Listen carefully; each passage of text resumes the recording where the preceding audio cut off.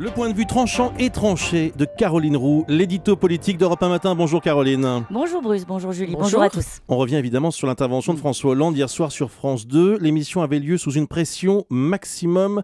Libération hier matin parlait d'oral de rattrapage. Est-ce que cette émission va permettre au président de regagner la confiance ?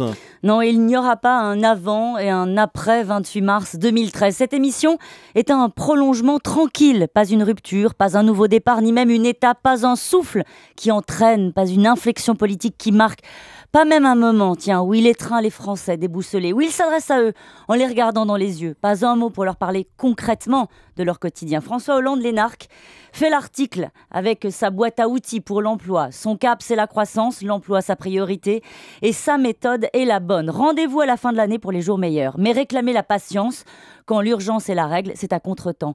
Ce serait acceptable et de bonne facture si dans le pays ne soufflait pas un vent mauvais et une hargne. Mais il a quand même rendu quelques arbitrages. Oui, des arbitrages attendus sur les retraites, sur la politique familiale, mais pas de réflexion sur les limites d'un modèle social à l'agonie, sur les pistes sérieuses d'économie.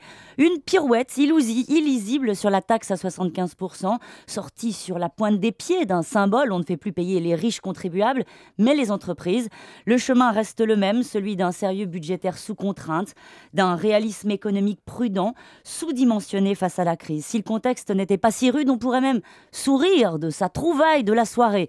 Le choc de simplification administrative, sans doute nécessaire, mais tellement dérisoire et décalé quand on espérait l'ébauche d'un projet commun. Et lui, est-ce qu'il a levé les doutes sur sa capacité à incarner le pouvoir ? François Hollande est apparu parfois flottant, lui habituellement si agile à retrouver de la sincérité et de l'humanité sur le Mali, mais pendant un peu plus d'une heure, on a parfois ressenti une impression de malaise, tellement porté par la nécessité de montrer qu'il a la taille du costume, il en oublie même d'associer son gouvernement.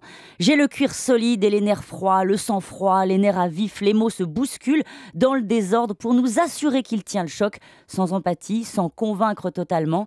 On ne se souviendra pas du 28 mars 2013, ou si, peut-être, comme d'un rendez-vous manqué. Caroline Roux, déçue par François Hollande hier soir à la télévision, un rendez-vous manqué. Merci Caroline.